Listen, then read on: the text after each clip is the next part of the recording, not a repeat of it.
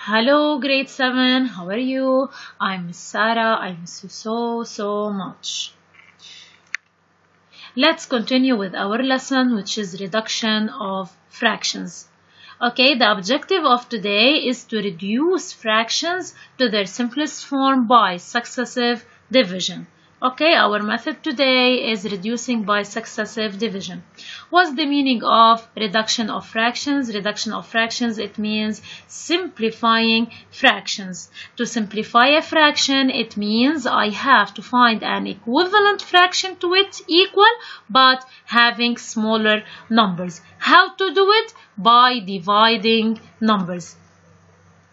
Take these examples. If you notice here, I have the same fraction. I can divide it by 2 or by 4 or by 8. How to do it? I have to think in my mind, okay, and ask myself, what can I divide both 24 and 40? They are divisible by 2 or by 4 or by 8. Okay, so 8 is the biggest number. We can divide it to get this fraction, which is 3 over 5, which is our target. Our target to find the smallest fraction which is equal to it, or we call it irreducible fraction. So we can't divide it anymore. Okay? So, starting with the first method, which is the successive division. Take this fraction. First, let me think which number I can divide 28 or 56, or 28 and 56 are multiples of 7. So I can divide both the numerator and the denominator by 7 to get 4 over 8. Now let's think, is 4 over 8 a reducible or irreducible fraction? Oh, we still can divide 4 over 8 by another number, which is what?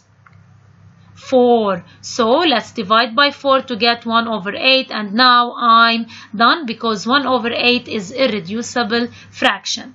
Now, to make fractions, or usually fractions are easiest to understand in their simplest form. So why do we simplify fractions? To make them smaller. Okay, why? So they will be more simpler and easiest way to work with them.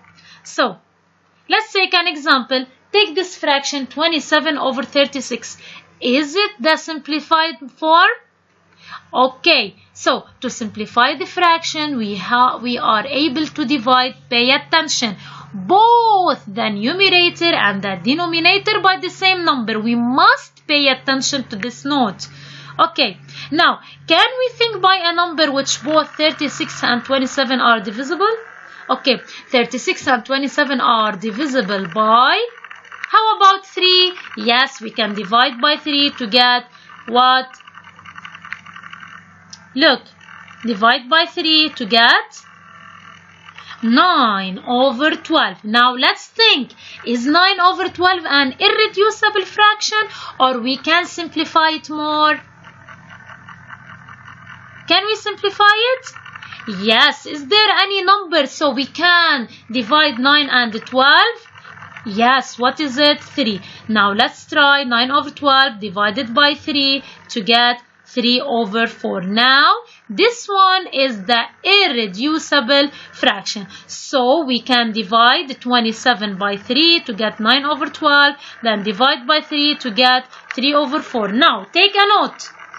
We can divide these two fractions by one step by multiplying these two factors. So we can directly divide it by 9 to get 3 over 4. Okay, this method is called successive division. Successive, mutatali. I'm dividing in more than one step. Or, look here, I can divide it directly by multiplying the factors. Okay, so 3/4 is the simplest form of this fraction. Now, let's talk in the conclusion. Simplifying fractions, it means I have to divide the fractions and make them smaller. Okay, how?